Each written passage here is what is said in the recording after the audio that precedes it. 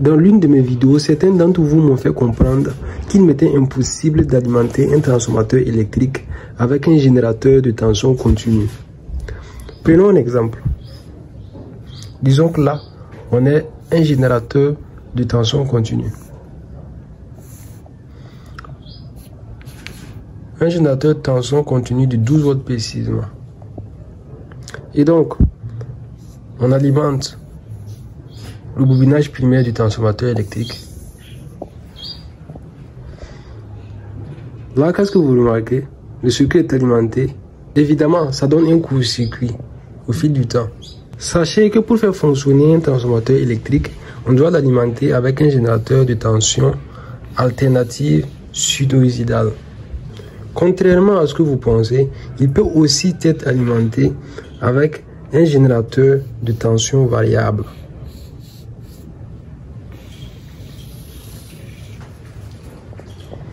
Peut-on fabriquer une tension variable avec un générateur de tension continue? Carrément que c'est possible. Je vous explique. Alors, je vous fais un petit graphique. Là, on a le temps T. Là, on a la tension.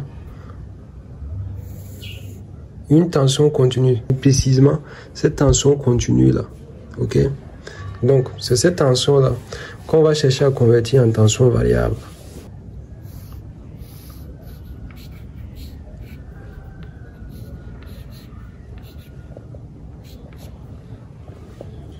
Comme vous pouvez le voir, la tension est de base continue, stable au fil du temps. Disons qu'on a un temps de 30 secondes. Pour faire une tension variable à partir d'une tension continue, c'est simple. Le moyen le plus simple de le faire, c'est de le faire de telle sorte que tantôt elle est nulle, tantôt elle est positive.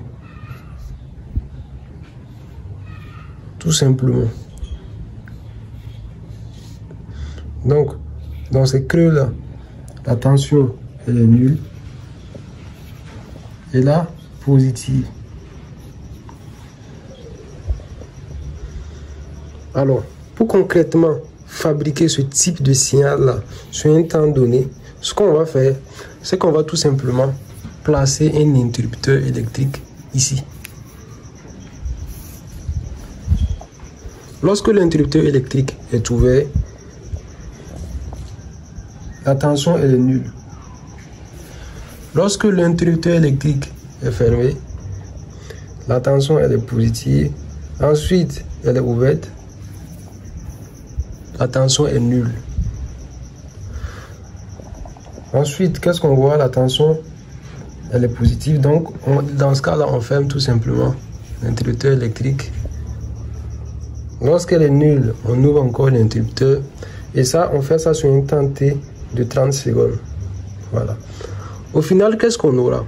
On aura, dans un premier temps, le bobinage primaire du transformateur électrique alimenté, donc la tension est positive.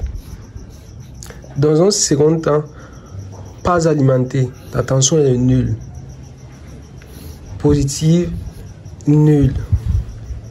Ce qui fait donc quoi? Une variation de tension au bord du bobinage primaire. C'est cette variation de tension là qui va créer un champ électromagnétique. Ce champ électromagnétique là va induire une tension dans le bobinage secondaire. Et cette tension-là, tout simplement, sera proportionnelle au rapport de transformation du transformateur électrique. C'est bien beau tout ça, mais dans la pratique, c'est complètement épuisant pour l'utilisateur. Ce qu'on fait, c'est que donc on imagine un système électronique automatique qui va créer une variation de la tension continue au bord du bobinage primaire. Ce système automatique-là, on l'appelle un oscillateur. Et on remplace donc l'interrupteur électrique par le circuit oscillateur. Oscillateur qu'on va abréger là OS. Et donc le circuit oscillateur est un circuit électronique qui va permettre de convertir la tension continue du générateur électrique en une tension variable pour alimenter le bobinage primaire du transformateur électrique. Ce circuit électronique là est 100% automatique. Vous n'avez pas à manipuler un interrupteur électrique juste pour faire fonctionner votre dernière invention. On convertit ce modèle là en un circuit électronique fonctionnel et ça donne ceci. Alors comment ça marche?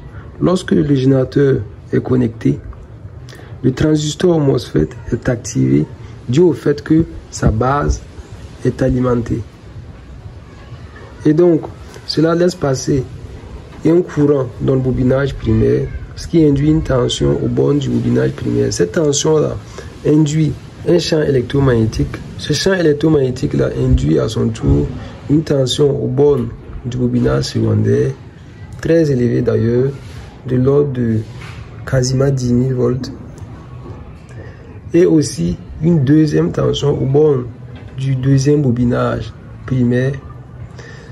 Cette tension-là, une partie est injectée dans la base du transistor, ce qui entraîne le blocage du transistor dû au fait que c'est une rétroaction positive. Donc, vu la présence de cette rétroaction positive, le transistor est bloqué. Vu que le transistor est bloqué, la cause de la rétroaction positive disparaît. Donc, la rétroaction positive elle-même disparaît. Le circuit se retrouve encore alimenté. Lorsque le circuit se réalimente, on a encore réapparition de la rétroaction positive, le circuit se bloque et ainsi de suite. On se retrouve donc avec un bobinage primaire qui est tantôt alimenté par une tension nulle, soit positive, soit nulle, soit positive, soit nulle. Donc un signal variable. Voilà. Et donc c'est la présence de signal variable là, qui crée une tension alternative constante au bord du bobinage primaire. Voilà. Comme vous pouvez le voir, le rapport de transformation est très élevé. La tension d'alimentation au bord du bobinage primaire est de 3,7 volts. Par contre, la tension de sortie au bord du bobinage secondaire est de quasiment 10 000 volts. Ce qui nous fait un rapport de transformation très élevé. Pour ce qui concerne les détails de construction de ce type de transformateur là, vous pouvez checker ma vidéo précédente.